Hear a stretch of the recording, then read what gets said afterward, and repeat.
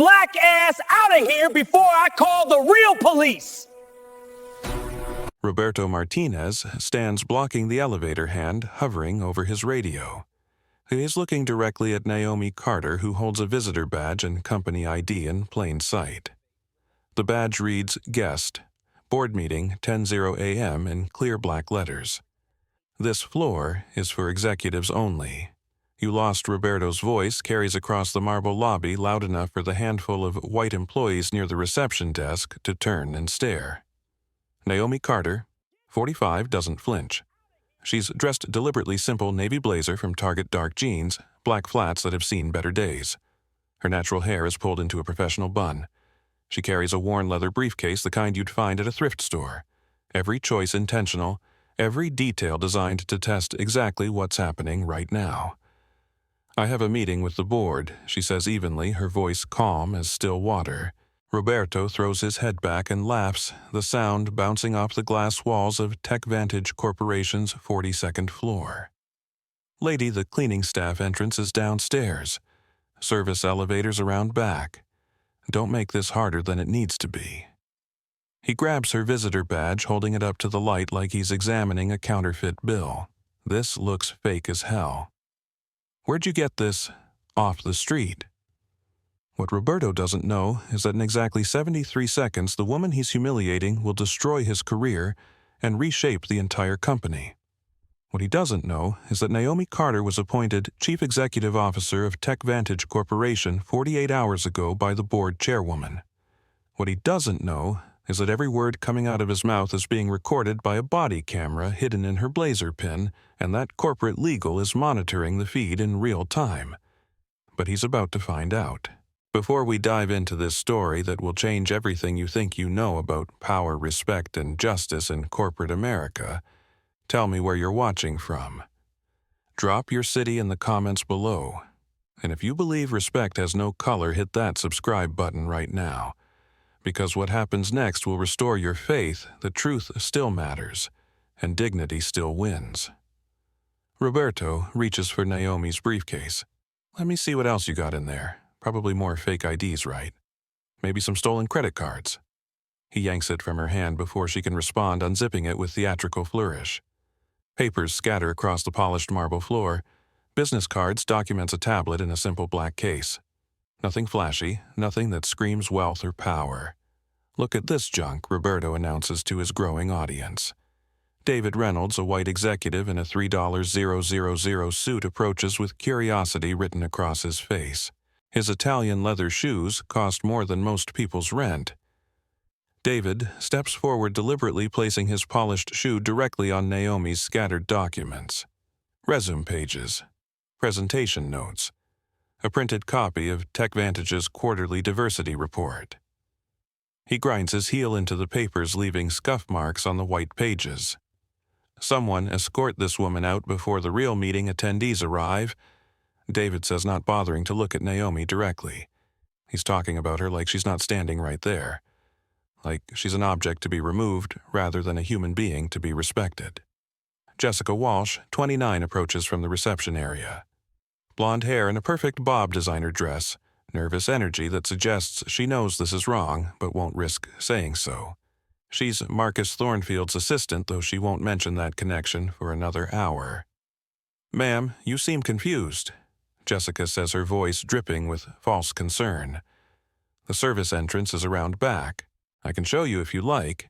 There's a separate elevator for 4 people in your position." The pause before your position hangs in the air like poison gas. Everyone hears it. Everyone knows what she means. And everyone except Naomi seems to think this is perfectly normal. More employees gather. Tyler Brooks, 26, a junior executive who looks like he stepped out of a college recruitment poster, pulls out his phone. But he's not calling for help. He's starting a live stream. His finger hovers over the Go Live button on Instagram, then switches to Twitter, then to TikTok. This generation documents everything. "This is wild," he whispers to himself, unaware that his whisper carries across the quiet lobby. "I've never seen anything like this."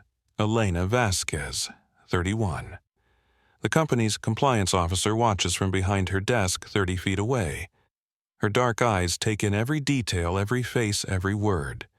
She knows discrimination when she sees it. She's reported it before. She's watched those reports disappear into corporate bureaucracy like stones dropped into deep water. But something about Naomi's calm demeanor tells Elena this time might be different. Roberto gets back on his radio.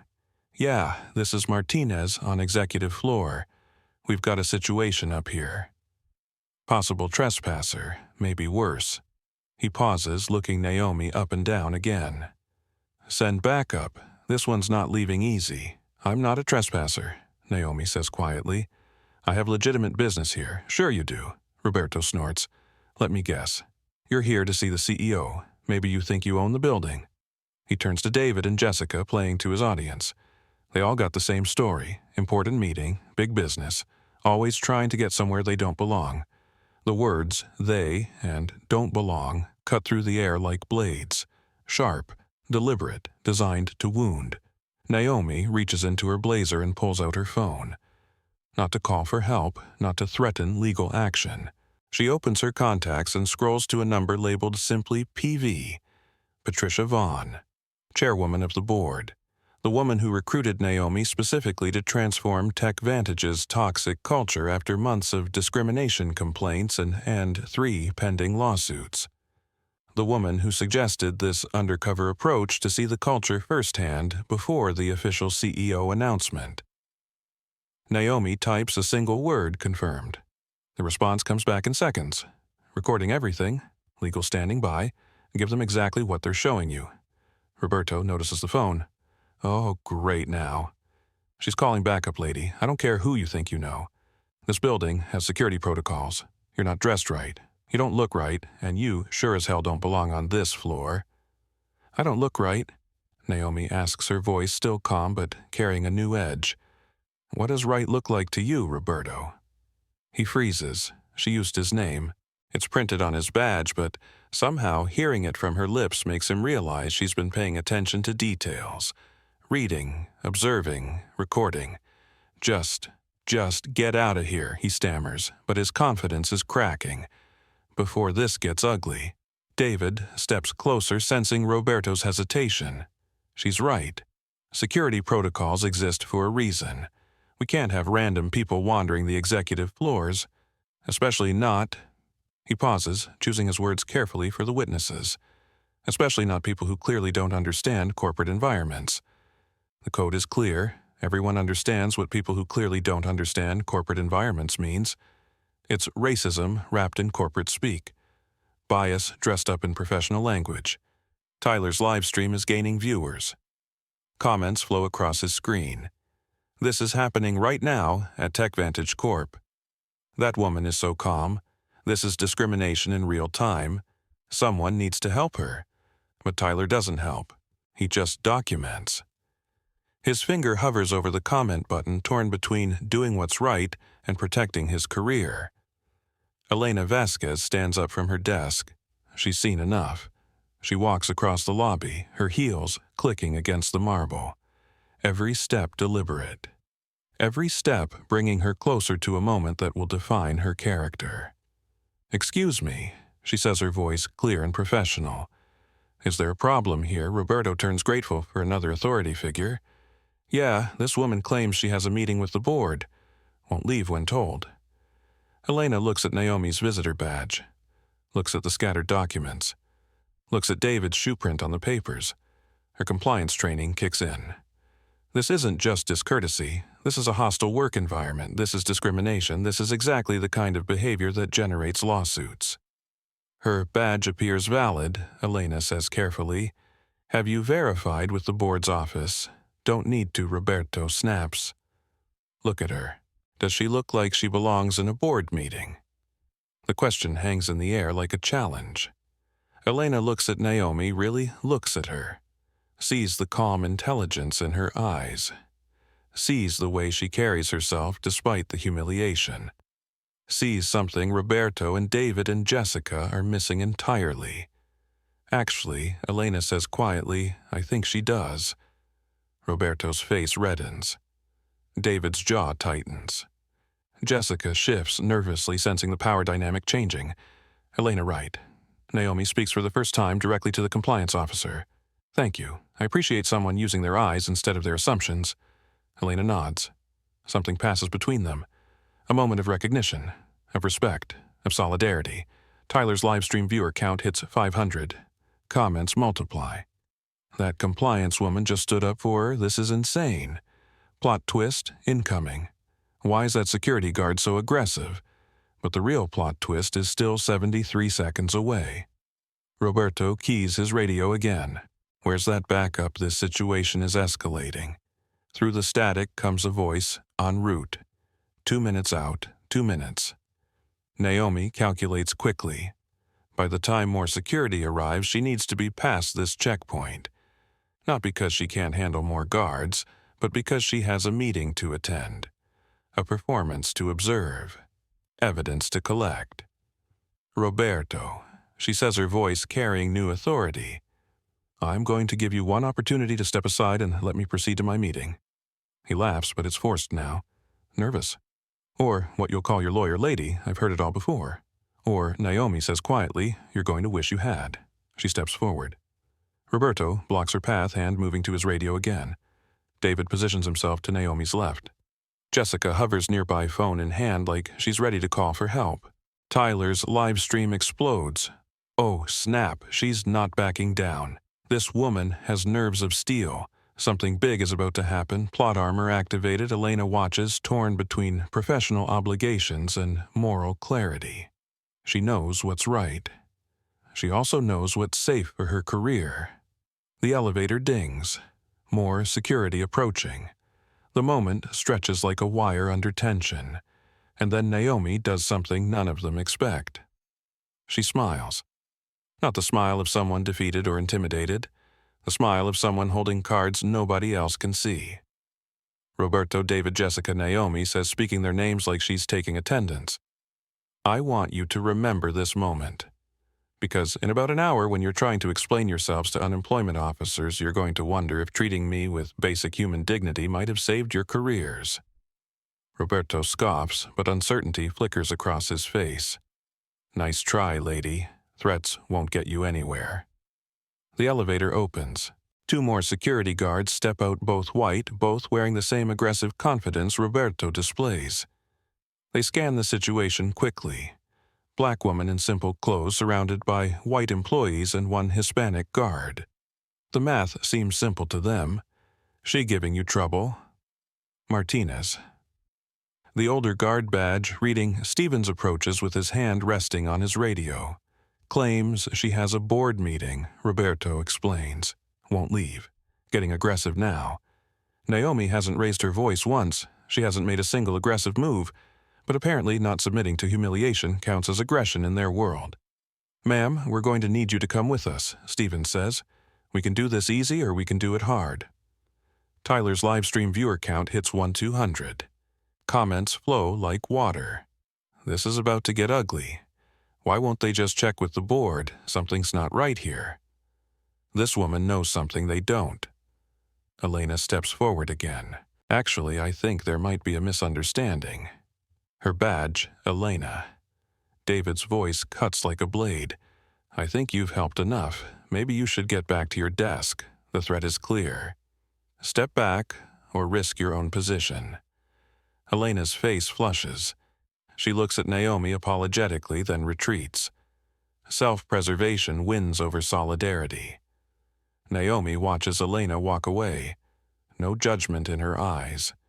She understands the impossible choices people face in toxic environments. That's exactly why she's here. Here's what's going to happen, Stevens announces, taking charge. You're going to come downstairs with us. We'll sort this out in the security office. Check your story, make some calls. If everything checks out, maybe you can come back with proper supervision. Proper supervision, Naomi repeats. Interesting phrase. What kind of supervision do white visitors require? The question lands like a stone in still water. Ripples of discomfort spread across the gathered faces.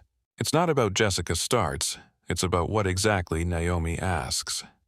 My clothes, my hair, my skin color, help me understand what requires supervision. Tyler adjusts his phone angle, making sure to capture every face, every reaction. This is content gold, but more than that, it's documentation. Evidence of something bigger than a simple misunderstanding. "Look," Stevens says, trying to regain control. "We're not doing this here. Downstairs. Now." Naomi looks at her watch. "A simple Timex, nothing fancy. I have 8 minutes to make my meeting. After that, a room full of board members will wonder where I am, and when they start asking questions, they're going to want detailed answers about why I was delayed." Something in her tone makes Stevens pause. Roberto shifts uncomfortably. Even David seems less certain than he was 5 minutes ago. "Board members don't know you," David says, but there's a question mark in his voice now. "Are you sure about that?" Naomi asks. The phone in her hand buzzes. A text from Patricia Vaughn, conference room prepared. "Legal recording. Proceed when ready." Naomi looks up from her phone. "Last chance, gentlemen. Step aside, let me proceed to my meeting, and maybe we can chalk this up to unfortunate miscommunication." Roberto laughs, but it sounds hollow now. "You're bluffing." "Am I?" Naomi asks. Roberto Martinez, employee ID 7743, hired 18 months ago. 3 complaints about aggressive behavior toward minority visitors. All complaints buried by previous management. Should I continue? Roberto's face goes pale. "How do you, David Reynolds, Senior Vice President of Operations, currently under review for discriminatory hiring practices in the Northeast Division." Complaint filed by Rebecca Torres, former candidate for regional manager position. Investigation stalled for 6 months. Should I continue? David's mouth opens, then closes. No words come out. Jessica Walsh, Executive Assistant to Marcus Thornfield, Chief Operating Officer. Present during 17 separate incidents of discriminatory behavior. Never filed a single report. Complicit through silence. Should I continue? Jessica drops her phone. It clatters across the marble floor, the sound echoing like a gunshot in the sudden quiet. Tyler's live stream explodes. She knows everything, plot, twist, incoming. Who is this woman? This is better than Netflix. Stevens reaches for his radio, but Naomi's voice stops him. "Officer Stevens, I wouldn't. Your supervisor is currently in a meeting with corporate legal. Radio traffic is being monitored. Every word you speak will be analyzed for compliance violations." Stevens' hand freezes midway to his radio. Elena slowly stands up from her desk again, drawn by curiosity and growing realization. Something extraordinary is happening. Someone has finally come to TechVantage with the power to create real change. "Who are you?" David whispers. "I'm someone who believes in dignity, respect, and equal treatment." Naomi answers. "I'm someone who thinks corporate culture should reflect those values, and I'm someone who has the authority to make sure it does." She steps forward. Roberto doesn't move to block her this time. "Now, if you'll excuse me, I have a meeting to attend. And gentlemen, ladies, I suggest you spend the next few minutes thinking very carefully about how you want this story to end." Naomi walks past Roberto, past Stevens, past the scattered papers that David ground into the marble. She approaches the elevator and presses the button. The doors open immediately. Before stepping inside, she turns back to face them. "Tyler," she calls to the young man with the live stream. "Keep recording. People need to see how change happens." The elevator doors close, leaving 5 people staring at each other in stunned silence. Tyler's viewer count hits 2,800. Comments flood the screen. She just walked through them like they weren't there. Best power move ever. Who is this queen? This is history happening live. In the elevator, Naomi allows herself a moment of satisfaction. Not because she humiliated anyone, but because she collected exactly the evidence she needed. Roberto's aggressive racism. David's casual discrimination. Jessica's complicit silence. Stevens' assumption of authority without justification. Elena's brief moment of courage followed by institutional intimidation. All of it recorded, all of it documented. All of it about to become very expensive for TechVantage Corporation. The elevator reaches the 15th floor of the executive conference area. As the doors open, Naomi straightens her blazer, checks her hair in the reflection of the polished steel, and prepares for Act 2. The real test is about to begin. Maria Gonzalez, 42, sits behind the mahogany reception desk like a gatekeeper protecting sacred territory. Her dark eyes sweep over Naomi as she approaches, as taking in the simple clothes, the worn briefcase, the natural hair. Computing, calculating, concluding. "Can I help you?" Maria asks, though her tone suggests help is the last thing she intends to provide. "I'm here for the board meeting," Naomi says pleasantly. 10 o'clock with Patricia Vaughn.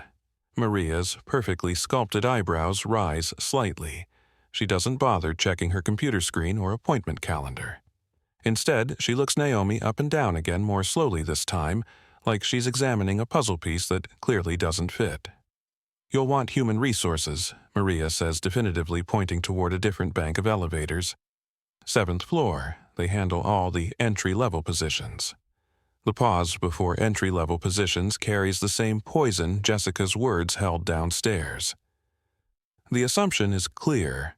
Someone who looks like Naomi, dressed like Naomi, couldn't possibly have legitimate executive business. "I'm not here for human resources," Naomi responds calmly. "I'm here for the board meeting, conference room A, with Patricia Vaughn and the full board of directors." Maria laughs, actually laughs like Naomi just claimed to be the Queen of England. "Honey, the board meeting is for executives only. Very important people. I think you might be confused about which appointment you have." She reaches for her phone, already dialing an extension. "Let me call HR for you. They'll sort this out." Actually, Naomi says, her voice carrying a new edge. "Why don't you call Patricia Vaughn directly and confirm my appointment?" Maria pauses phone halfway to her ear. "I don't just call the chairwoman for every person who wanders in claiming to have meetings. Every person Naomi asks. Or just certain types of people." The question hangs between them like a challenge. Maria's face flushes slightly. She's been caught in her bias and she knows it. "Look, I'm trying to help you," Mariah says, defensive now. "HR is down the hall. They'll help you with whatever you need. What I need," Naomi says quietly, "is basic respect and professional courtesy. What I need is for you to do your job instead of making assumptions about who belongs where." Maria's mouth opens and closes. For a moment, she seems to consider actually checking her appointment system. But old habits die hard, and bias is the oldest habit of all. "Security is going to need to escort you to the proper floor," Maria says, reaching for her radio. Before she can make the call, the elevator doors open again. Tyler Brooks steps out, phone still in hand, live stream still running. He's followed by Elena Vasquez, who looks like she's wrestling with a difficult decision.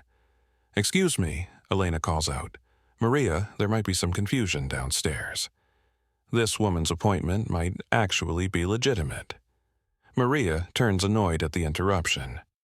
"Elena, I don't need HR telling me how to handle reception duties. Actually, I'm in compliance," Elena corrects. "And I'm suggesting we verify before we make assumptions."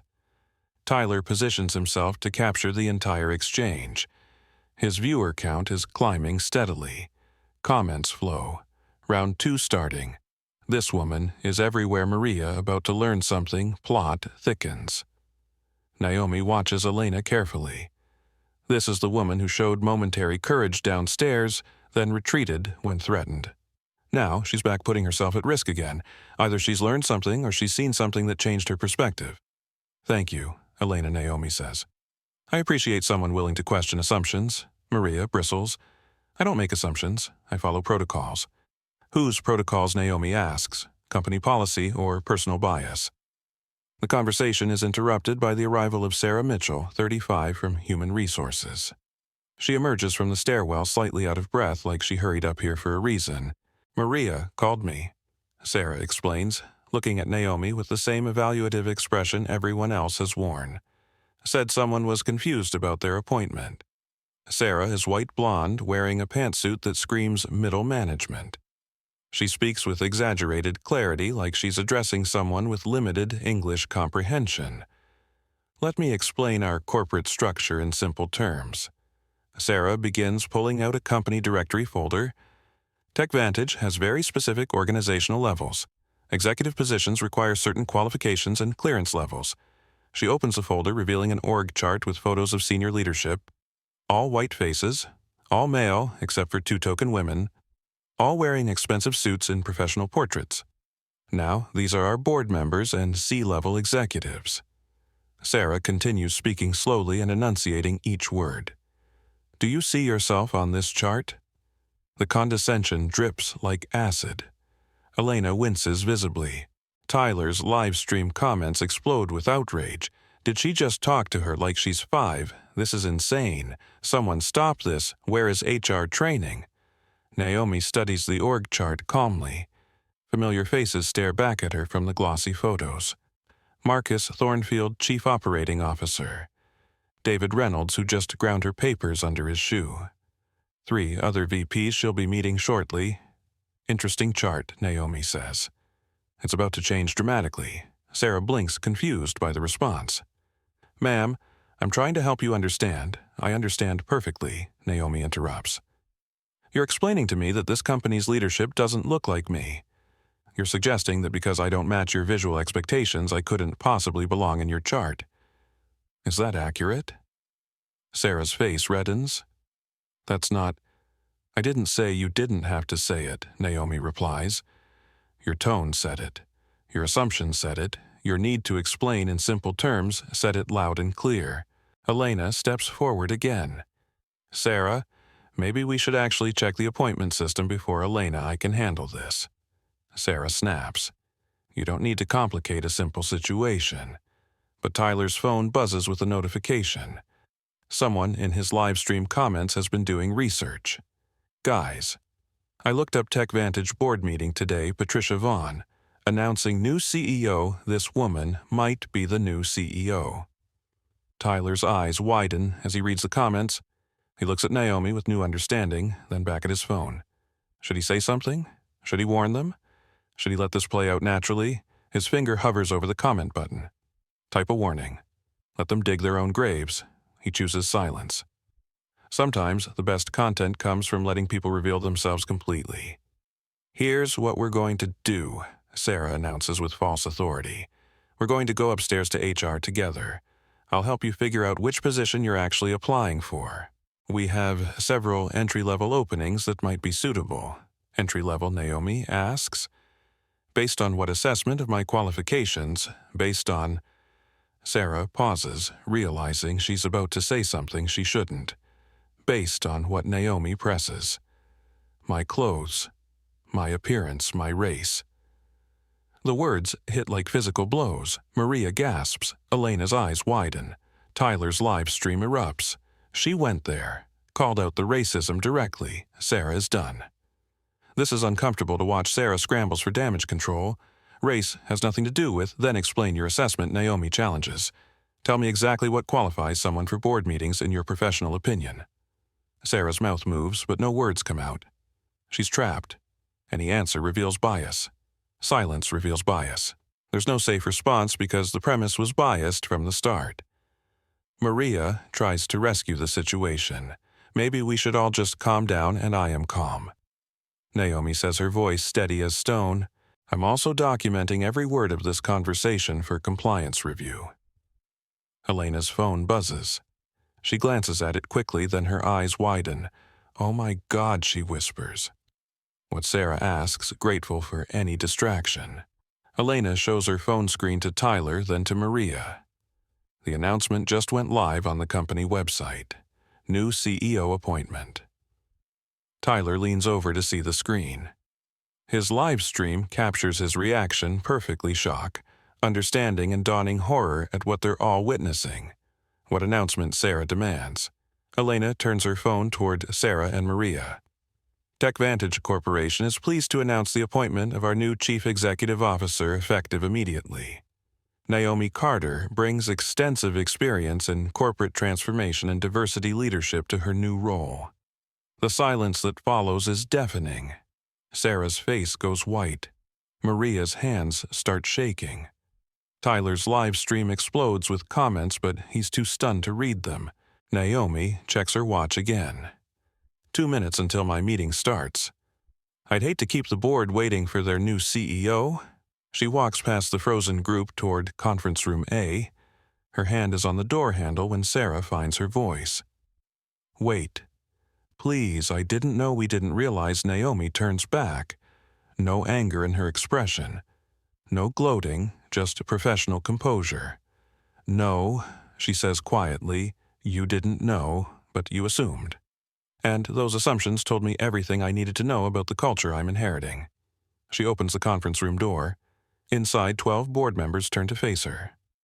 Patricia Vaughn at the head of the table smiles warmly. Naomi, perfect timing. Everyone, I'd like you to meet our new Chief Executive Officer.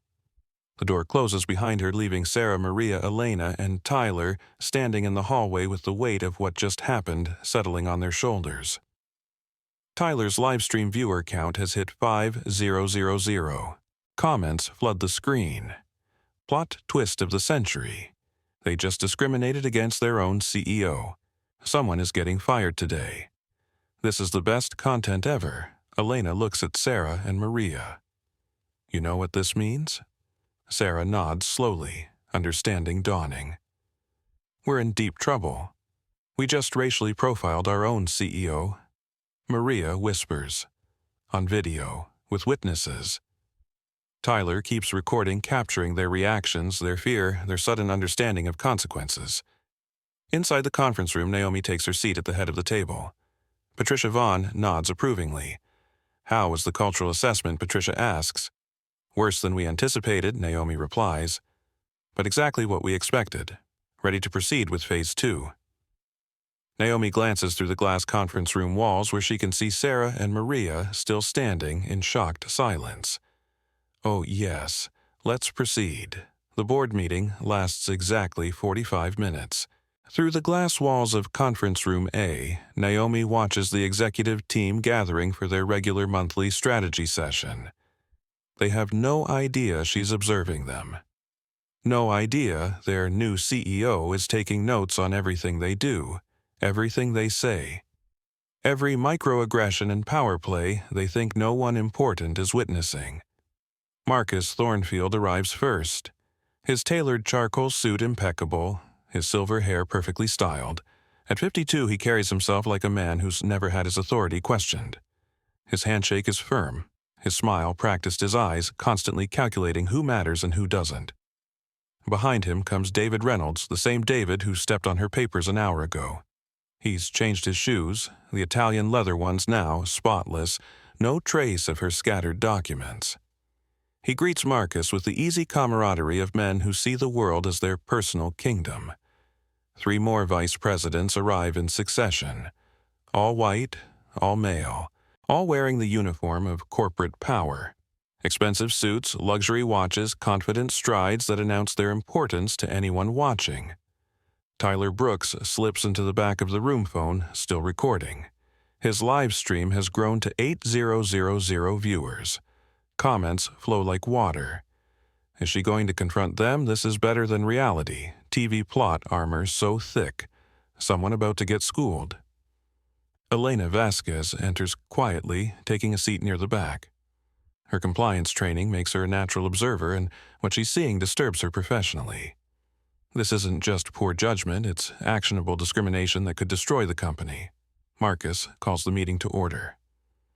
His voice carries the automatic authority of someone accustomed to being the smartest person in the room. Gentlemen, we have several items on today's agenda. He begins clicking through presentation slides on the wall-mounted screen. First, quarterly performance metrics. Second, cost reduction initiatives. Third, the board's latest diversity mandate. The way he says diversity mandate suggests it's something unpleasant he'd rather not discuss, like a root canal or tax audit. The first slide appears Diversity Initiative Cost Analysis. Naomi leans forward, studying the numbers. According to Marcus's presentation, the company spent $2.3 million last quarter on diversity programs, training, and compliance measures. The slide frames this spending as wasteful overhead rather than necessary investment. As you can see, Marcus continues, these programs are draining resources without measurable ROI. We're spending money to solve problems that don't actually impact productivity. David nods approvingly. The training sessions especially. 4 hours of employees sitting through sensitivity workshops instead of generating revenue. Exactly, Marcus agrees. and the compliance requirements are becoming unreasonable. We're supposed to track every hiring decision, every promotion, every performance review for bias indicators. It's bureaucracy run amok. The next slide shows employee demographic data. Bar graphs comparing hiring, promotion, and retention rates across racial and gender lines. The data tells a clear story: white males advance faster, stay longer, and receive higher compensation at every level.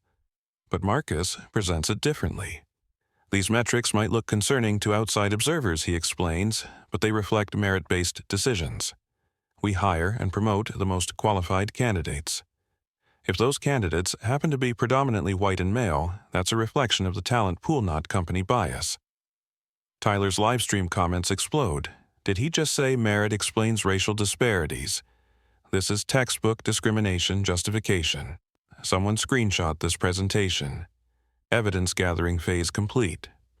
Elena furiously takes notes. This presentation alone violates 3 federal compliance standards.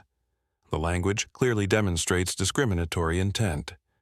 Any employment lawyer would salivate over evidence this explicit. Marcus continues to the next slide, diversity program elimination plan. The room falls silent. Even David looks surprised. Now, obviously we can't eliminate these programs immediately, Marcus explains. Legal won't allow it, but we can redirect funding toward general employee development that serves everyone equally. Translation: eliminate programs specifically designed to address discrimination while maintaining plausible deniability. The beauty of this approach, Marcus continues warming to his theme, is that we maintain compliance technically while reducing actual diversity outcomes. We're spending the money, just not effectively. One vice president raises his hand. What about the board's directive? They seemed pretty committed to measurable improvement. Marcus waves dismissively. Boards come and go. Leadership priorities shift. If we drag our feet long enough, this diversity push will fade like all the others. Tyler's viewer count hits 12,000. Comments flow faster than he can read. This is criminal. They're planning to sabotage diversity programs.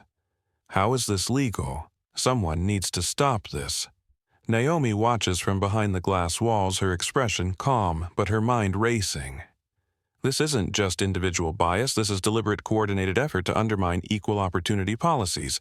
This is the smoking gun that justifies immediate dramatic action. Her phone buzzes quietly. Text from Patricia Vaughn. How much evidence do you need? Naomi types back, gathering more. This is gold. Marcus advances to his final slide, messaging strategy for diversity pushback. The key, he explains, is to frame any diversity initiatives as unfair to qualified employees. We emphasize merit qualifications and best candidate language. We avoid direct racial language but make it clear that lowering standards helps nobody. David leans forward. What about the legal risks? Minimal if we're careful with language, Marcus replies. Employment law protects against explicit discrimination, not against prioritizing qualifications. We just need to be smart about documentation. Elena's pen moves frantically across her notepad. This conversation alone establishes a pattern of intentional discrimination. The company's legal liability just multiplied exponentially. Tyler adjusts his phone angle to capture Marcus's face clearly. His live stream has become essential documentation of corporate discrimination. Comments continue flooding. This is evidence. Save this video. Send this to the EEOC Corporate Racism Exposed Live. Marcus concludes his presentation with a confident smile. Any questions? Silence. Not because there are no questions, but because everyone understands the subtext. Diversity is the enemy. Merit is the weapon. Qualified means white and male. Excellent, Marcus says. Now I believe we have some diversity consultant meetings scheduled for later today. Something about culture assessment. He checks his expensive watch. Actually, she should be here soon. Some woman from the board's diversity initiative. We'll give her 15 minutes, let her say her piece, then get back to actual business. David chuckles. How many of these consultants have we seen this year? They all sound the same. Inclusion this, belonging that. Meanwhile, our quarterly numbers speak for themselves. Exactly, Marcus agrees. But we play along, take some notes, nod in the right places. Then we file her report and continue operating effectively. Elena looks at Tyler, who's still live streaming. Both realize they're witnessing something extraordinary: executives openly discussing how to deceive diversity consultants and undermine equal opportunity policies. Marcus stands signaling the meeting's transition. All right, gentlemen, let's prepare for our diversity theater performance. Remember, we're committed to fairness and inclusion. We value all perspectives. We're working hard to improve. The sarcasm drips from every word. Tyler's phone buzzes with a direct message from one of his viewers. Dude, do you know who the diversity consultant is? The plot twist potential is off the charts. Tyler types back, "You have no idea." Marcus walks toward the conference room door, his hand on the handle. "Oh, and gentlemen, let's make sure she understands her place in our organizational hierarchy. Consultant input is appreciated but not determinative. We'll listen politely and continue making decisions based on business realities." He opens the door, expecting to find an empty hallway or perhaps a nervous diversity consultant waiting to be granted an audience. Instead, he finds Naomi Carter standing directly outside, arms crossed, having heard every word of the past 45 minutes. The look on Marcus's face is priceless. Tyler captures it perfectly on his live stream. "Oh," Marcus stammers. You weren't expecting the diversity consultant to arrive early," Naomi asks calmly. "Or you weren't expecting her to hear your actual opinions about diversity." The conference room behind Marcus has gone completely silent. David Reynolds stares through the glass, his face pale. The three vice presidents look like they've seen a ghost. Elena suppresses a smile. Finally, someone with authority has seen what she's been documenting for years. Tyler's live stream explodes. She heard everything Marcus has cooked. This is the confrontation we've been waiting for. Plot armor activated, Marcus tries to recover his composure. "I'm sorry, I think there's been some confusion. You must be the diversity consultant," Naomi finishes. "That's right, and based on what I just heard, we have a great deal to discuss." She steps past Marcus into the conference room, taking the same seat she occupied as CEO an hour earlier. But now she's playing a different role. Now she's the diversity consultant they think they can manipulate and dismiss. "Gentlemen," she announces to the room, "shall we begin?" Marcus Thornfield's confidence returns like armor snapping into place. He straightens his tie, fixes his smile, and transforms into the polished executive who survived decades of corporate politics by adapting his performance to each audience. "Of course," he says warmly, extending his hand to Naomi. "Please have a seat. We're delighted to have you here today." The transformation is remarkable. Gone is the dismissive executive who just finished explaining how to undermine diversity programs. In his place stands a champion of inclusion, a leader committed to progress, a man who values all perspectives. Naomi shakes his hand, noting the firm grip, the practiced eye contact, the politician's smile. "Thank you for accommodating me in your schedule." "Absolutely," Marcus replies, gesturing to a chair positioned deliberately away from the head of the table. "Diversity and inclusion are top priorities for our leadership team." David Reynolds nods enthusiastically, his earlier shoe-grinding incident apparently forgotten. "We're always eager to hear fresh perspectives on how we can improve our culture." The three vice presidents, William Hayes, Robert Chen, and Thomas Garcia, murmur agreement. Their faces reflect practiced sincerity, the kind of expression that comes from years of saying the right things in the right meetings with the right people watching. Tyler Brooks positions himself in the back corner, phone still live streaming. His viewer count has hit 15,000. Comments flow like a river. The acting begins Academy Award performance incoming. They switched personalities instantly. This is painful to watch. Elena Vasquez takes detailed notes from her compliance perspective. The contrast between the private conversation and public performance creates a textbook case of discriminatory intent masked by professional behavior.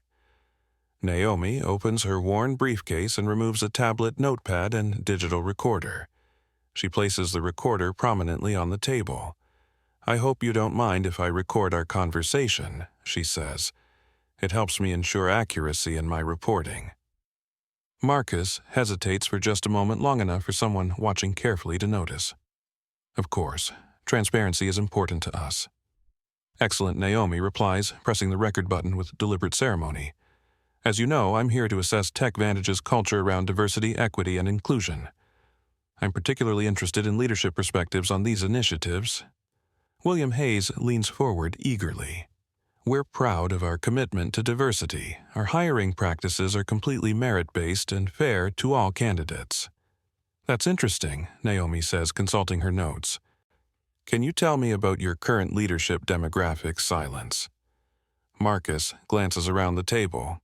12 executives, total 11 white males, 1 white female who handles communications. Well, Marcus says carefully, our leadership team reflects the most qualified candidates available. We don't make decisions based on demographics, only on capabilities. I see Naomi notes something on her pad. And how do you ensure that your definition of most qualified doesn't inadvertently exclude excellent candidates from underrepresented groups? More silence. David shifts uncomfortably. Thomas Garcia studies his hands like they contain the secrets of the universe. We have very rigorous standards, Robert Chen finally offers. MBA from top-tier schools, relevant experience, proven track record, the usual qualifications for executive roles. Interesting, Naomi says. Those qualifications historically favor candidates who had access to expensive education and networks. How do you account for candidates who demonstrate exceptional ability through different paths? Tyler's livestream comments explode. She's dissecting their logic in real time. They're squirming. This is beautiful. Education privilege, called out Marcus, senses the conversation slipping away from his control. Of course, we consider diverse backgrounds, but we can't lower our standards just to meet demographic targets. There it is, the phrase Naomi was waiting for. Lower our standards. The assumption that diversity means compromising quality. Who suggested lowering standards? Naomi asks calmly. Well, that's not what I meant, Marcus backpedals. I meant that we maintain consistent criteria regardless of background. Consistent criteria, Naomi repeats, making another note. Can you walk me through those criteria? Specifically, how do you measure leadership potential? William jumps in, eager to redirect. Communication skills, strategic thinking, team management experience. The fundamentals of executive leadership. Excellent, Naomi says. And how do you ensure your assessment of communication skills doesn't penalize candidates who speak with different accents or cultural communication styles? Another uncomfortable silence. Elena watches the executives exchange glances, each hoping someone else will answer. David tries to rescue the situation. We're very careful about cultural sensitivity. All our hiring managers receive training on unconscious bias. That's wonderful, Naomi responds. Can you tell me about the last time that training was updated and how you measure its effectiveness? David's face goes blank. I would need to check with HR on the specifics. Of course, Naomi makes another note. What about mentorship and sponsorship programs? How do you ensure high-potential employees from all backgrounds receive equal access to career development? Marcus leans back in his chair, his politician smile wearing thin. We have very informal mentorship. Leaders naturally gravitate toward employees they connect with. Naturally gravitate, Naomi repeats. Can you help me understand how that process works? How do leaders typically connect with employees? Common interests, shared experiences, similar backgrounds.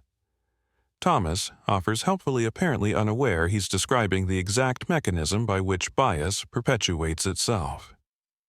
Tyler's phone buzzes with notifications. His live stream has been shared across multiple social platforms. Viewer count approaching 20,000. Comments flowing too fast to read. They're describing discrimination as mentorship, similar backgrounds equals similar race. This is evidence they don't even realize what they're admitting. Naomi continues her gentle interrogation. That's fascinating. So leadership development opportunities tend to flow toward employees who share backgrounds with current leaders. That's not, Marcus, starts, then stops. Any answer confirms what she's suggesting. Let me ask a different question, Naomi continues. Can you tell me about your most recent diverse hires and leadership roles? Blank stares.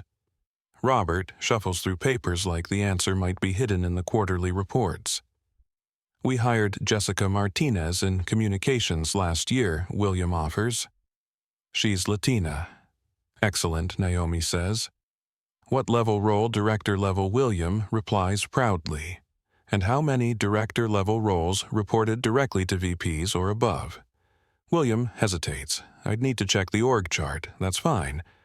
Generally speaking, how many director level roles serve as stepping stones to executive positions versus terminal career positions? The question hangs in the air like a challenge. Everyone understands the implication. Director roles that lead nowhere aren't real advancement. They're tokens designed to create the appearance of diversity without sharing actual power. Elena furiously scribbles notes. This conversation is documenting a pattern of structural discrimination that any employment attorney would recognize immediately. Marcus decides to regain control through authority. I appreciate your questions, but I think you're overcomplicating our approach. We treat everyone fairly, we hire the best people, we promote based on performance. It's really that simple. Simple approaches often produce complicated results, Naomi observes. For instance, if your simple approach consistently produces leadership that's 92% white and 83% male, what does that tell you about the approach? David's face reddens. Those numbers reflect the available talent pool. The available talent pool, Naomi repeats thoughtfully. Are you suggesting that qualified women and people of color simply don't exist in sufficient numbers for executive roles? That's not because that would be a remarkable claim, Naomi continues. It would suggest that decades of educational and professional advancement by women and minorities have somehow failed to produce executive-ready candidates. Is that your position? Tyler's live stream reaches 25,000 viewers. Comments explode. She's destroying them. Logic trap activated. They're drowning in their own words. This is masterful. Marcus stands abruptly, his practiced composure finally cracking. Look, I appreciate your perspective, but we have real business to run here. We can't spend all day analyzing demographics when we have revenue targets to meet. There it is, the dismissal. The suggestion that diversity is somehow separate from real business. The implication that focusing on fairness interferes with productivity. That's interesting, Naomi says calmly. You're suggesting that building an inclusive culture conflicts with business success. I'm suggesting that we need to focus on what matters, Marcus replies tersely. And what matters, Naomi asks. Performance, results, execution, the things that actually drive business forward. Naomi nods thoughtfully. So you see diversity initiatives as obstacles to performance rather than drivers of it. Marcus realizes he's walked into another trap. That's not, I didn't say that. Help me understand what you did say, Naomi requests politely. William tries to intervene. I think Marcus is just emphasizing that we need balanced priorities. Diversity is important, but so is operational excellence. Balanced priorities, Naomi muses. That suggests diversity and excellence exist in tension with each other. Is that accurate? The room falls silent. Even Robert, who's been quietly supportive, seems to understand they're in dangerous territory. Tyler's phone is practically smoking from notification overload. His viewer count has hit 30,000. The live stream has been picked up by news aggregators. Social media influencers are sharing clips. This conversation is going viral in real time. Elena checks her own phone. TechVantage's stock price has started dropping as word spreads about discriminatory leadership practices being exposed live. Marcus checks his watch with exaggerated impatience. I think we've covered the main points. We appreciate your input and will certainly take your observations under consideration. The dismissal is clear, meeting over. Consultant heard and filed away. Back to business as usual. But Naomi doesn't move. Actually, she says quietly, I think we're just getting started. Something in her tone makes everyone pause. The calm confidence that's carried her through the past hour suddenly feels different. More dangerous. More certain. Mr. Thornfield, she continues, I need to share something with you and your team. Something that's going to change how this conversation proceeds. Marcus frowns. What do you mean? Naomi reaches into her briefcase and pulls out a single sheet of paper. Official TechVantage letterhead. Board seal at the bottom. Patricia Vaughn's signature clearly visible. This morning at 9:00 a.m., the board of directors voted unanimously to appoint a new chief executive officer. She announces her voice carrying new authority, someone with extensive experience in corporate transformation and cultural change. The paper shakes slightly in Marcus's hand as he reads it. Ladies and gentlemen, Naomi says, standing slowly, allow me to properly introduce myself. I'm Naomi Carter, and as of this morning, I'm your new CEO. The silence that follows is absolute. Tyler's live stream explodes. Comments flood the screen faster than the platform can process them. Viewer count hits 50,000 and climbing. David Reynolds drops his coffee cup. It shatters against the marble conference table, brown liquid spreading across the polished surface like spilled truth. The room falls apart. The coffee spreads across the marble table like a slow-motion explosion. Brown liquid pools around quarterly reports, seeps into presentation folders, drips onto the Persian rug that probably costs more than most people's cars. But nobody moves to clean it up. Nobody speaks. Nobody even breathes. Marcus Thornfield stares at the official appointment letter like it might spontaneously combust. His face cycles through emotions, confusion, disbelief, fear, anger, then back to confusion. The paper trembles in his hands. This is impossible, he whispers, his voice cracking. You're the diversity consultant. You're here to assess our culture. You can't be. I am. Both, Naomi says calmly. I was appointed CEO on Tuesday. I chose to spend my first day assessing the culture I inherited. Congratulations, gentlemen. You've shown me exactly what I'm working with. David Reynolds has gone completely pale. His mouth opens and closes like a fish desperate for water. But we saw you downstairs. Security was doing exactly what you trained them to do, Naomi finishes. Make assumptions about who belongs where based on appearance. Treat people of color as threats rather than colleagues. Escalate situations that should have been resolved with basic courtesy. William Hayes grabs his phone, frantically typing. Tyler's live stream captures him perfectly panic in real time, a man realizing his career is over. Who are you texting? William Naomi asks pleasantly.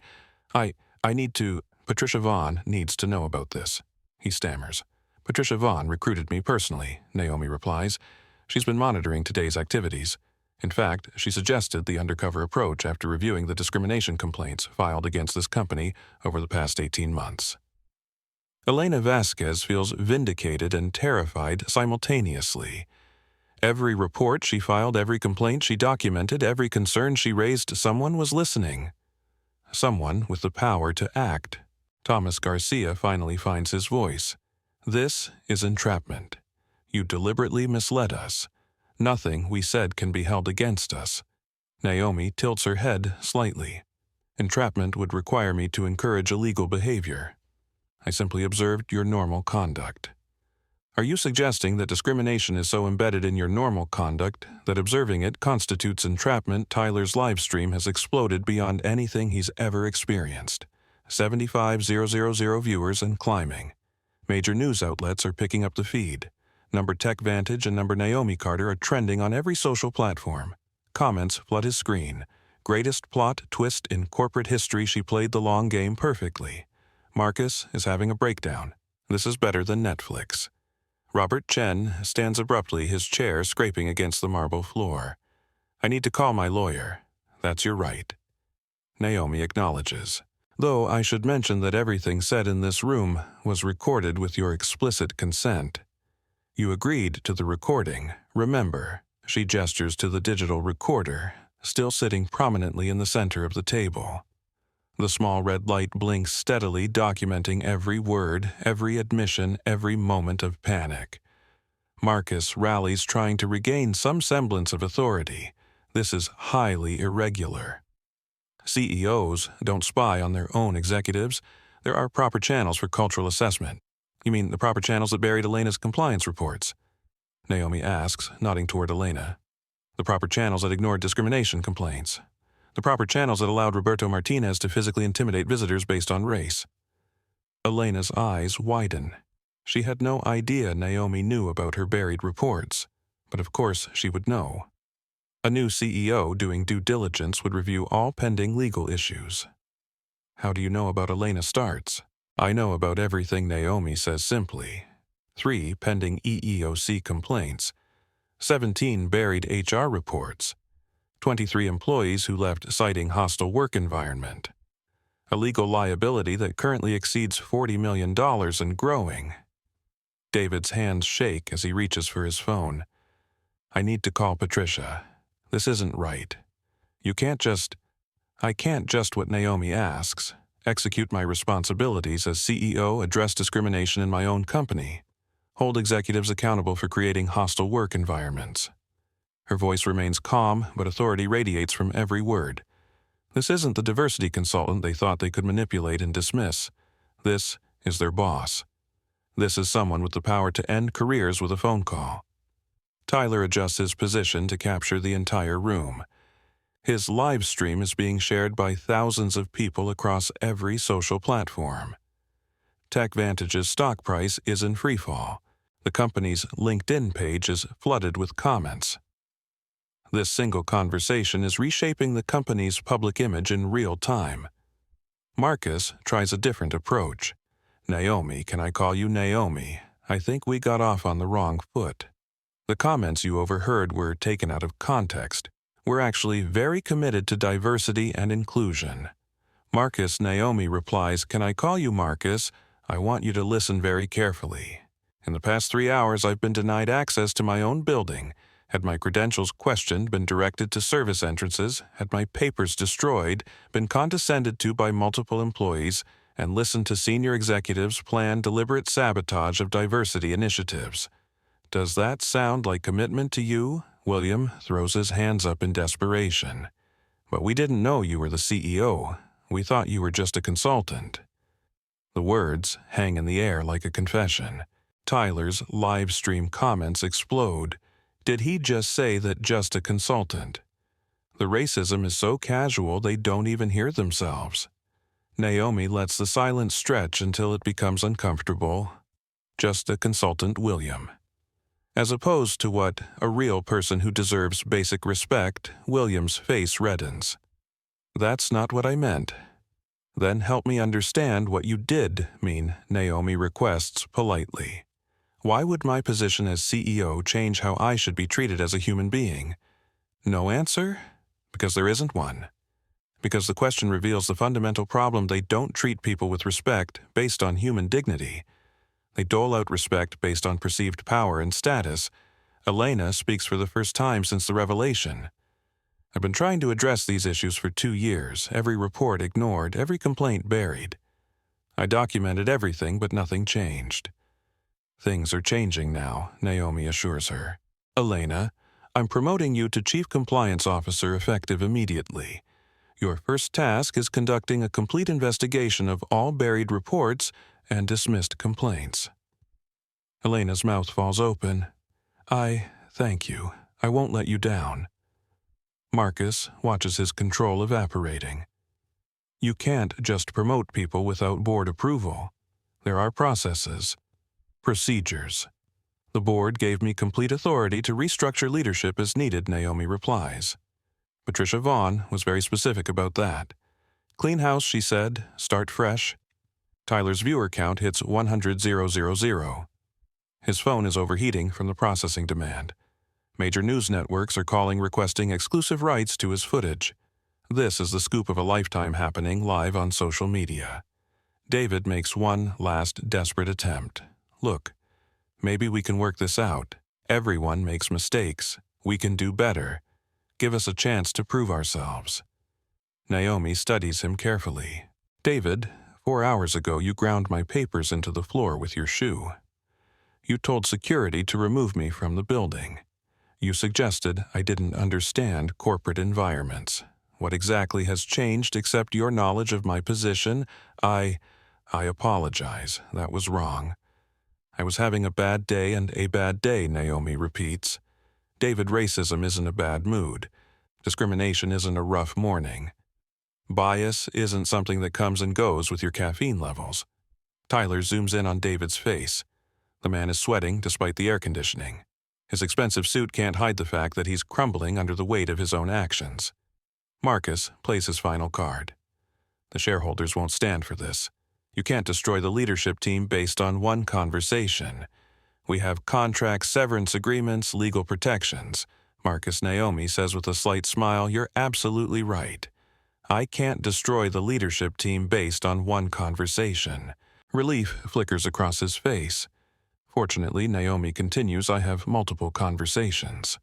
Hours of recorded evidence, documented complaints, witness testimonies, a paper trail that would make any employment lawyer weep with joy."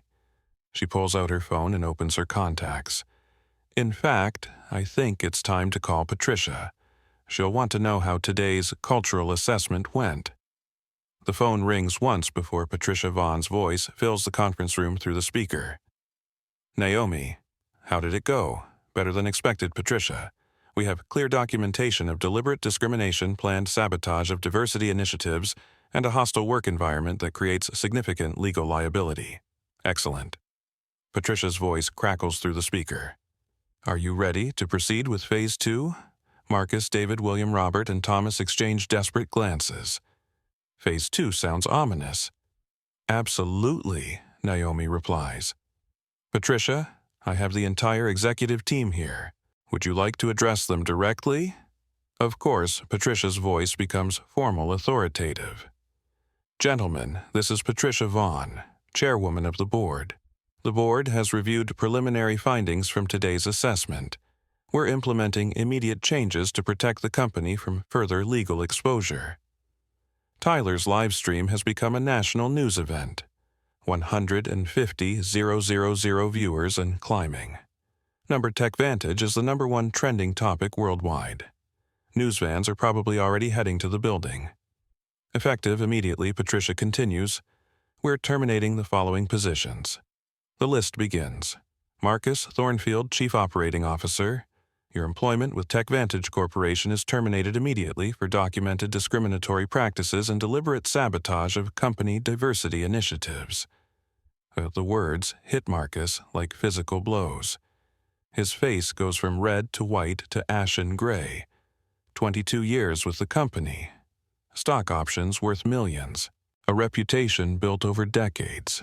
Gone in a single sentence. "This is illegal," he whispers, then louder. "This is illegal. You can't fire me for protected speech in a private meeting." Patricia Vaughn's voice cuts through his protests like a blade. "Marcus, nothing about discriminatory conduct is protected. Your statements were recorded with your explicit consent in a business setting during company time. Every word is actionable under federal employment law. Tyler's live stream is breaking internet records. 200,000 viewers watching live terminations. Comments flowing too fast for any human to read. News outlets worldwide picking up the feed. David Reynolds, Senior Vice President of Operations. Terminated for engaging in discriminatory conduct, creating hostile work environment, and destruction of an employee's personal property." David doubles over like he's been punched in the stomach. "My property destruction. I stepped on some papers." "That's not. You deliberately destroyed documents belonging to your CEO while expressing discriminatory intent." Patricia's voice remains coldly professional. The video evidence is conclusive. Elena watches in amazement. 2 years of buried reports, ignored complaints, and dismissed concerns. Now, justice arrives like lightning, swift, bright, and overwhelming.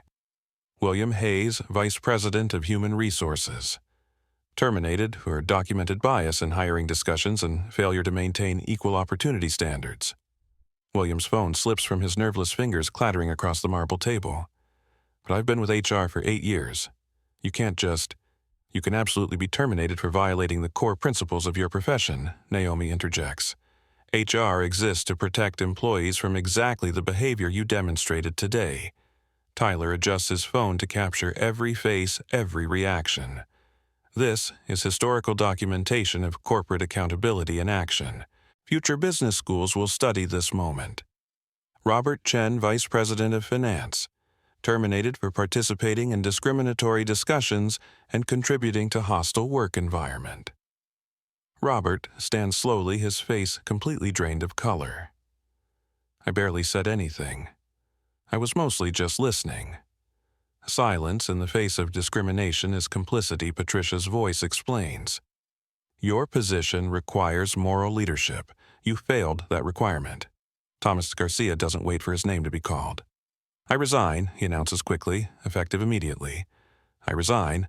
Resignation doesn't protect you from legal consequences, Naomi warns, but it's noted. Tyler's viewer count hits 250,000. His live stream is being broadcast on major news networks. Social media platforms are struggling to handle the traffic. Number Naomi Carter has become a global phenomenon in real time. Marcus rallies for one final attempt at saving his career. You'll regret this, all of you.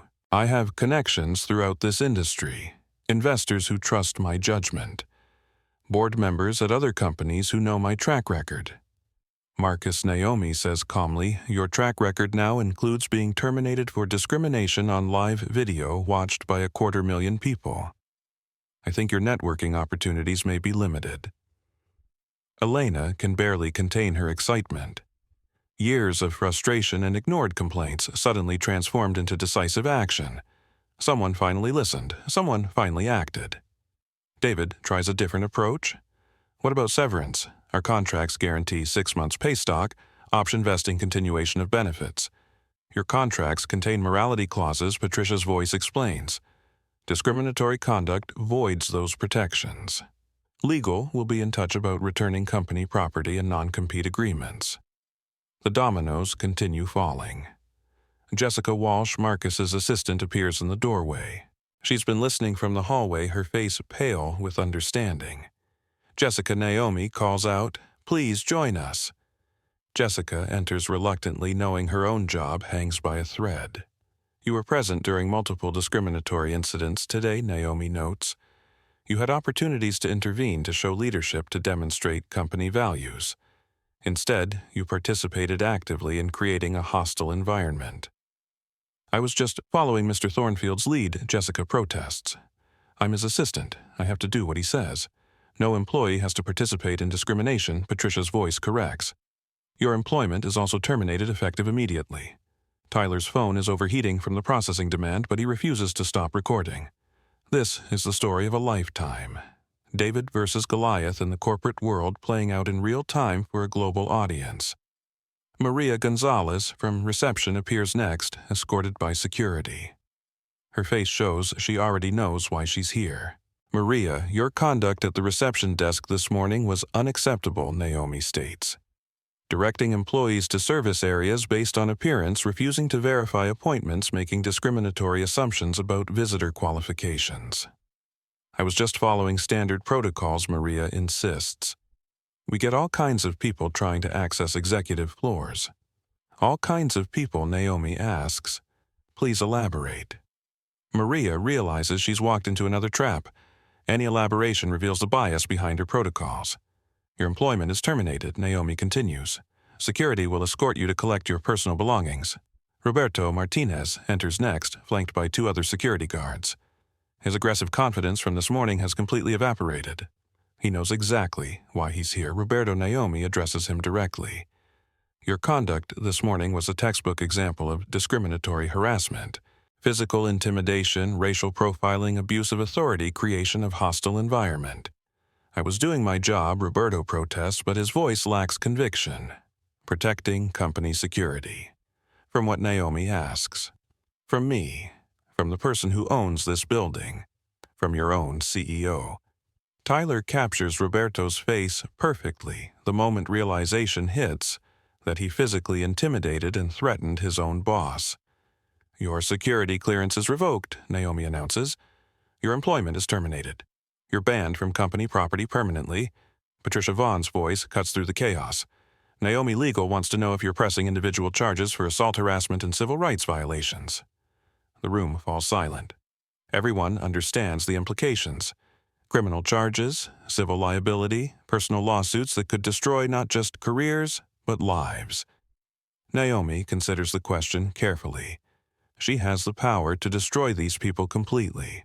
Video evidence of clear discrimination, witness testimony, financial resources to pursue litigation for years. Not at this time, she says finally. But that option remains open pending their conduct during the transition process. Tyler's live stream reaches 300,000 viewers.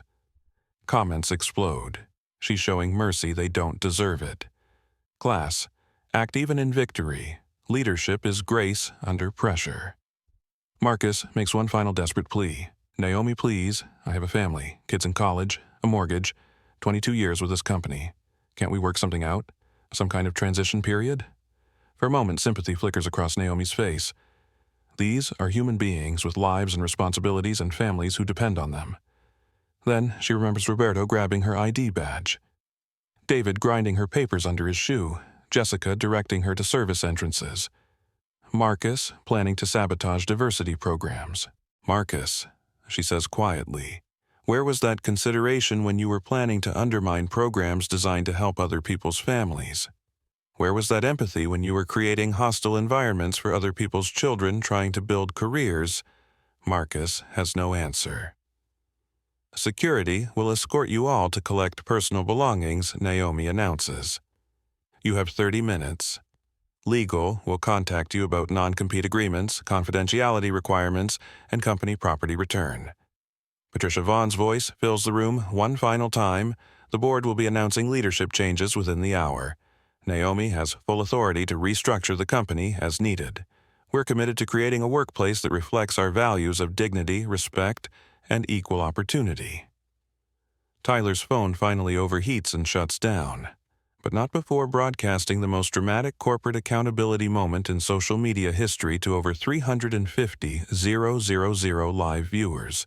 Elena approaches Naomi as the terminated executives file out under security escort. I can't believe this actually happened, Elena whispers. 2 years of trying to get someone to listen and you fixed it in one day. I didn't fix anything yet, Naomi replies. I just removed the obstacles to fixing things. The real work starts now. Through the conference room windows, they can see news vans pulling into the parking lot. TechVantage Corporation has become the center of a global conversation about workplace discrimination and corporate accountability.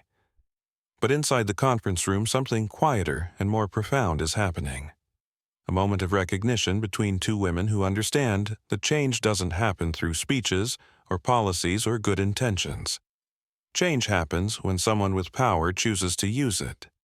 The executive floor of TechVantage Corporation transforms into controlled chaos within minutes. Security guards escort terminated employees to their offices while HR representatives witness the collection of personal belongings. Tyler Brooks, his live stream finally ended due to technical overload, serves as unofficial documentation coordinator, ensuring every step follows legal protocols. Elena Vasquez, newly promoted to Chief Compliance Officer, works alongside corporate legal to secure all electronic files, email accounts, and digital assets belonging to the terminated executives. Her hands shake slightly as she revokes access credentials not from nerves, but from the surreal nature of finally having authority to act on years of documented discrimination. Marcus Thornfield's office is Secure Reports Security Supervisor Janet Torres, a Latina woman who's worked TechVantage Security for 8 years. All company property accounted for. Computer access revoked. Badge deactivated. Naomi nods approvingly. How's he handling it? Like a man who just lost everything, Janet replies honestly, but cooperating fully. I think reality is setting in. Through the glass walls of Marcus's former office, they can see him packing personal photos, awards, and memorabilia from 22 years of corporate life. His movements are mechanical, defeated. The confident executive who ran this morning's meeting has been replaced by a broken man contemplating an uncertain future. David Reynolds emerges from his office carrying a cardboard box filled with desk accessories and family photos. His expensive Italian shoes, the same ones that ground Naomi's papers into the marble, now carry him toward unemployment and professional disgrace. Mr. Reynolds, Elena calls out professionally. Legal needs your signature on property return documentation. David approaches slowly, his former arrogance completely evaporated. Elena, we worked together for 5 years. You know I'm not a bad person. This whole thing just got out of hand. Elena looks at him steadily. David, I filed 3 separate complaints about discriminatory behavior I witnessed from you. 3 times, I documented incidents where you treated people differently based on race or gender. You're not a bad person having a bad day. You're a person whose bad choices finally caught up with you. Tyler positions himself to capture the exchange while maintaining respectful distance. Even with his live stream ended, he continues documenting for potential follow-up content and legal evidence. David signs the papers without further comment. As he walks toward the elevator, he passes Roberto Martinez, being escorted out by the same security officers who responded to his discriminatory emergency call that morning. Roberto no longer wears his security uniform. Dressed in civilian clothes carrying a small box of personal items, he looks smaller somehow. The aggressive authority he wielded against Naomi has vanished completely. Roberto Naomi calls out as he approaches the elevator. He stops, unable to meet her eyes. Yes, ma'am. I want you to understand something, Naomi says quietly. Your behavior this morning wasn't just unprofessional, it was dangerous. Physical intimidation based on race creates liability for everyone, you, the company, other employees who witness it. People get hurt when discrimination escalates to physical behavior. Roberto nods silently. No excuses, no explanations, just acknowledgement. I also want you to understand that change is possible, Naomi continues. If you choose to learn from this experience, if you choose to examine the assumptions that led to this moment, you can become someone different, someone better. For the first time, Roberto looks up. Why are you telling me this? Because I believe people can change when they face real consequences and choose growth over resentment. The elevator doors open. Roberto steps inside, turns back once to look at Naomi, then disappears from view. Tyler lowers his phone. That was unexpectedly gracious. Accountability doesn't require cruelty, Naomi responds. Sometimes the most powerful response to hate is demonstrating what love looks like. Jessica Walsh exits her office carrying 2 boxes, a clear indication she's accumulated more personal belongings during her tenure as Marcus's assistant. Her face shows the strain of processing rapid life changes. Miss Walsh Elena addresses her formally. Exit interview documentation. Jessica approaches the desk, sets down her boxes, and accepts the clipboard of paperwork. I want you to know, she says to Naomi, I never intended to be discriminatory. I was just following Mr. Thornfield's lead. Jessica Naomi replies gently, intention matters less than impact. Your words and actions created a hostile environment, regardless of what you intended. The people who experience discrimination don't care about your intentions. They care about their dignity being respected. Jessica signs the papers, quickly eager to escape the uncomfortable conversation. As she gathers her boxes, she pauses. For what it's worth, she says quietly, you handled this with more grace than we deserved. She walks toward the elevator, leaving behind the only professional identity she's known for 3 years. Elena reviews the day's paperwork. 5 terminations processed, all company property secured, legal liability documented and contained, IT access revoked across all platforms, and the investigation into buried complaints, Naomi asks. Underway, I've identified 37 incidents over the past 2 years that received inadequate investigation or resolution. Some of them involve employees still with the company. Tyler looks up from his phone where he's been fielding interview requests from major news outlets. What about the financial impact? Stock price has dropped 12% since the live stream went viral. Short-term volatility, Naomi responds confidently. Once investors understand we've eliminated major legal liability and toxic leadership, the fundamentals will improve. Companies with inclusive cultures outperform their competitors consistently. Patricia Vaughn's voice comes through the conference room speakerphone. Naomi, board meeting in 30 minutes. We need to address media strategy and interim leadership appointments. On my way, Naomi replies. She turns to Elena and Tyler. Elena, I need a preliminary report on structural issues by end of business today. Tyler, would you be interested in joining our communications team? Your documentation skills proved invaluable today. Tyler's eyes widen. "You're offering me a job, I'm offering you an opportunity to help build something better." "Interested? Absolutely." As the three walk toward the elevator, they pass empty offices that housed discriminatory leadership just hours earlier. The physical spaces remain unchanged, but the culture they represented has been completely transformed. "What happens now?" Elena asks as they wait for the elevator. "Now we build," Naomi answers. "New leadership, new policies, new culture. We prove that accountability creates opportunity, and that diversity drives excellence." The elevator arrives, the same elevator Roberto blocked Naomi from accessing that morning. As they step inside, Tyler shakes his head in amazement. 12 hours ago, you were being denied access to your own building. Now, you're rebuilding the entire company. 12 hours ago, Naomi corrects. "I was gathering evidence about a culture that needed changing.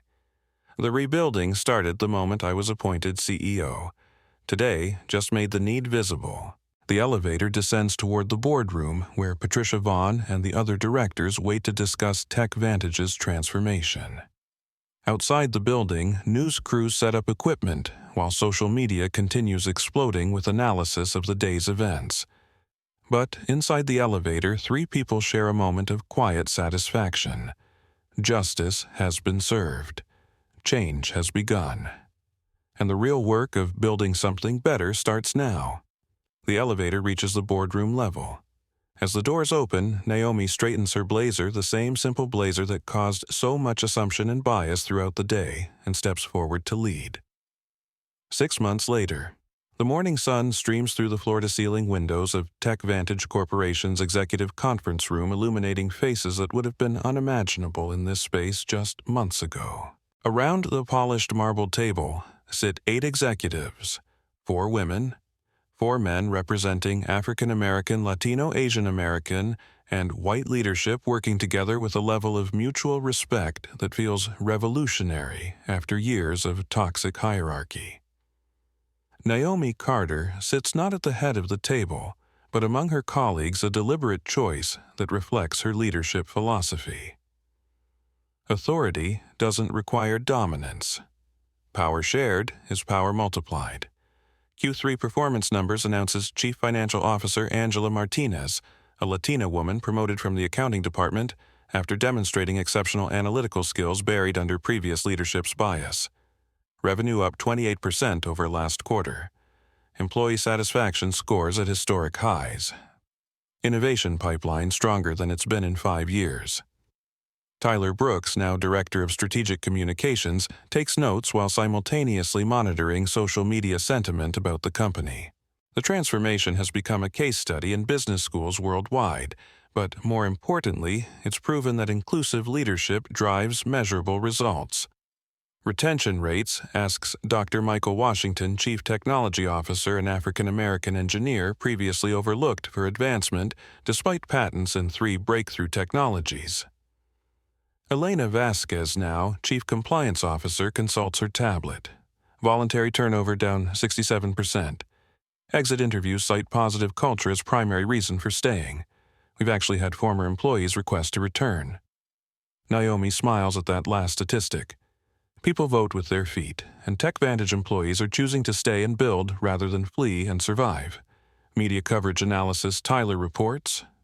Sustained positive sentiment around corporate transformation narrative. 3 major business publications want to feature our leadership model. Harvard Business Review requesting case study participation. What about the discrimination lawsuit settlements? Asks Chief Operations Officer Sarah Kim, an Asian American woman brought in from outside after proving her turnaround expertise at a Fortune 500 manufacturing company. Elena pulls up legal documentation. All pending EEOC complaints resolved. Total settlement costs $2.3 million. Compare that to projected liability of $40+ million if previous patterns had continued. Chief Human Resources Officer James Thompson, a white male who survived the leadership purge by demonstrating genuine commitment to equity during his interview process, raises his hand. Employee feedback on new policies. Overwhelmingly positive, Elena reports. Anonymous reporting system has generated useful feedback without retaliation concerns. Mentorship program shows measurable impact on career advancement across all demographics. Leadership development pipeline now reflects company diversity at every level. Naomi nods approvingly. These aren't just statistics. They represent people whose careers are advancing, whose dignity is respected, whose potential is recognized regardless of background. A soft knock interrupts the meeting. Patricia Vaughn enters carrying a Wall Street Journal and wearing the satisfied expression of a board chair who made exactly the right CEO choice. "Morning, everyone," Patricia says warmly. Naomi front page. She spreads the newspaper on the conference table. The headline reads, "TechVantage Transformation, How Accountability Created Competitive Advantage." Tyler leans over to read the subtitle, "Stock Price Up 45% Since Leadership Changes Proving Diversity Drives Performance." The article mentions our innovation metrics, specifically Patricia explains. 3 new patents filed this quarter, all from previously underutilized employee teams. Apparently, when people feel valued, they contribute more. Dr. Washington chuckles. Revolutionary concept. Angela pulls up financial projections on the wall screen. Speaking of innovation, the new product pipeline is generating significant investor interest. Our inclusion initiatives are actually becoming profit centers. How? So Sarah asks. Diverse teams identified market opportunities previous leadership missed entirely, Angela explains. Consumer segments, cultural insights, accessibility needs that homogeneous leadership overlooked. We're not just avoiding discrimination liability, we're generating revenue from perspectives we previously ignored. Naomi stands and walks to the window, looking down at the lobby where her transformation journey began. The same marble floors, the same glass walls, but the culture they contain has been completely rebuilt. "I want to share something," she announces to the room. "Yesterday I received a letter from a young woman who saw Tyler's live stream of our restructuring day. She uses air quotes around restructuring, earning smiles from the team who remember the more dramatic reality. She's a college senior African American studying business management. She wrote that watching our story convinced her that corporate leadership could be a place for people like her. She's applying for our management training program." Helena feels tears welling up. "That's beautiful. But here's what struck me," Naomi continues. "She doesn't want to work here because we handed her anything. She wants to work here because we demonstrated that talent gets recognized regardless of packaging. That excellence isn't defined by appearance. That leadership means lifting everyone up." Tyler makes a note to follow up on the young woman's application. Stories like hers prove that change creates ripple effects far beyond a single company. Patricia checks her watch. "I hate to interrupt this celebration, but we have visitors arriving in 10 minutes. "Visitors?" James asks. "Delegation from the Department of Labor," Patricia explains.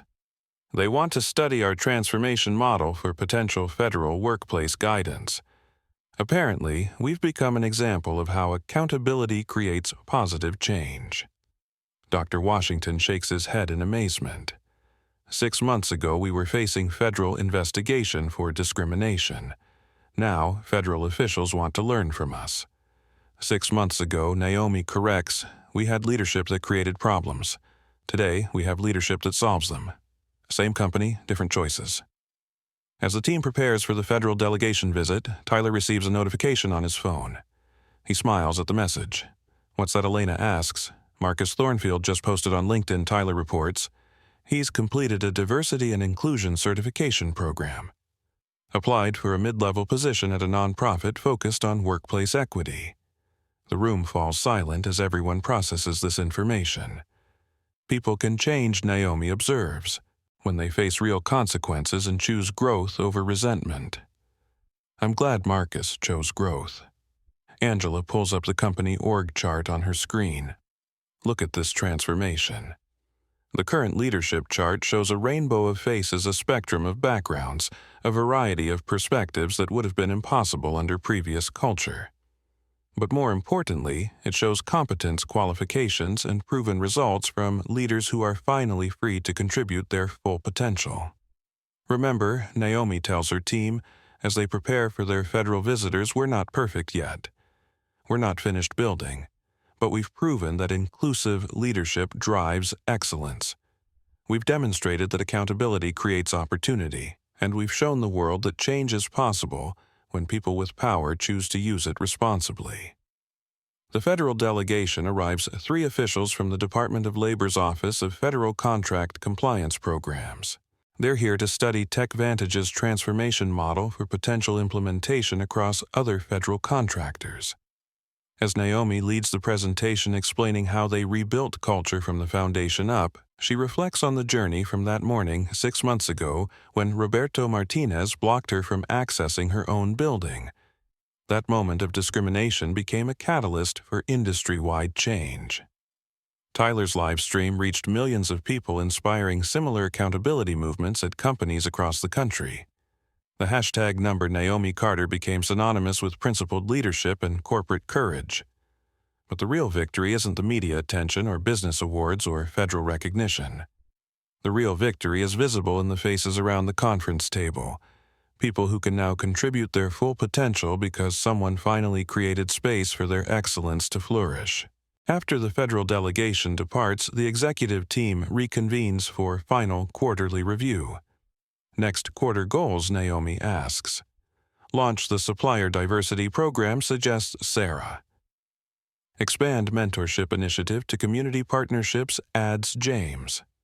Begin international replication pilot, proposes Dr. Washington.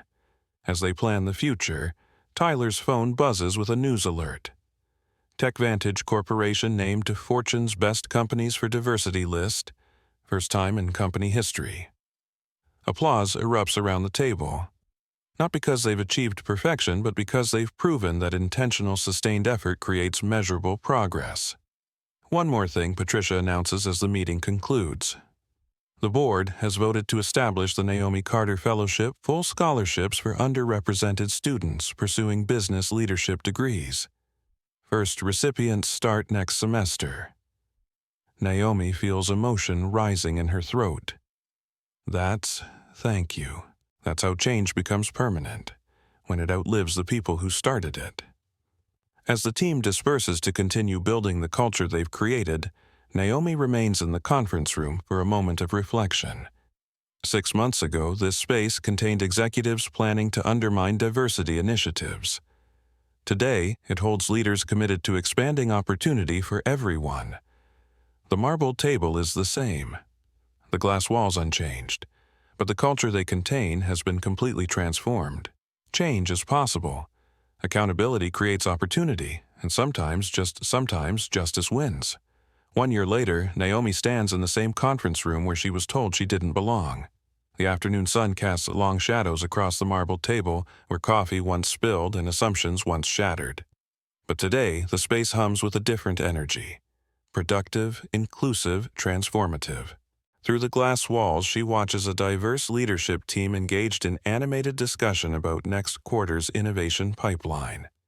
Elena Vasquez presents compliance metrics to a room of executives who actually listen and respond constructively. Tyler Brooks facilitates a video conference with university partners about expanding the internship program for first-generation college students. The scene would have been impossible under previous leadership. Not because the people weren't capable, but because the culture didn't create space for their capabilities to flourish. A gentle knock interrupts her reflection. Patricia Vaughn enters, followed by a young woman Naomi recognizes immediately, the college senior who wrote the letter who applied for the management training program who will start her career here next month. Naomi, I'd like you to meet Jasmine Williams, Patricia says warmly. Jasmine extends her hand with the confident grip of someone who knows she belongs. Miss Carter, thank you for showing people like me that corporate leadership could be a place for us. Naomi sees herself in this young woman's bright eyes, intelligent, determined, no longer required to dim her light for others' comfort. Jasmine, you earned this opportunity through your qualifications and potential. I just helped create an environment where those qualities could be recognized. My business ethics professor showed us Tyler's live stream in class, Jasmine explains. She said it was the most important leadership lesson she could teach, how accountability creates opportunity and how one person with courage can transform entire organizations. Naomi nods thoughtfully. The measure of leadership isn't the power you wield, she tells Jasmine. It's the environment you create for others to succeed. Through the window, she watches Dr. Washington mentoring 2 junior engineers, one Latina, one African American, both fast-tracked for leadership development. Sarah Kim presenting quarterly results to a boardroom that actually reflects the diversity of its customer base. Angela Martinez explaining budget allocations that prioritize inclusive growth over short-term cost-cutting. What happens next? Jasmine asks. How do we make sure this change lasts? Naomi looks at this brilliant young woman who represents the future of leadership, then back at the thriving organization visible through the glass walls. We keep building, she answers simply. We prove every day that inclusive excellence drives results. We mentor the next generation of leaders, and we never ever take progress for granted. As Patricia and Jasmine head toward orientation meetings, Naomi allows herself a final moment of satisfaction. Not because she conquered her enemies, but because she transformed a broken culture into something that serves everyone better. The company didn't just change policies, it changed lives, including her own. She no longer needs to wear different versions of herself for different audiences. Her authentic leadership style has proven more effective than any performative authority she might have adopted. True power isn't about forcing others down. It's about lifting everyone up. 6 months from now, Jasmine Williams will be leading her first project team. A year from now, she'll be presenting to the board of directors. 5 years from now, she might be sitting in this very chair creating opportunities for another generation of leaders who were told they didn't belong. That's how real change happens, not through single moments of justice, but through sustained commitment to building environments that recognize human dignity and develop human potential regardless of packaging. Naomi Carter walked into TechVantage Corporation as a CEO denied access to her own building. She rebuilt it as a leader who opened doors for everyone, willing to walk through them with excellence, integrity, and respect for others. And in the end, that transformation proved more powerful than any revenge, more satisfying than any punishment, and more lasting than any single moment of personal vindication. Justice isn't just about accountability for the past. It's about creating better futures for everyone. If you believe everyone deserves dignity in the workplace, share this story. Not just to spread awareness, but to remind others that quiet courage can change everything. Hit that like button, subscribe to our channel, and ring that notification bell so you never miss stories that prove justice still matters. Share this with someone who needs to know their voice has power, because when we stand up for what's right, we build environments that don't just survive, they thrive. Your support helps us continue bringing these powerful stories of transformation and hope. Thank you for being part of a community that believes change is possible when people with courage choose to act.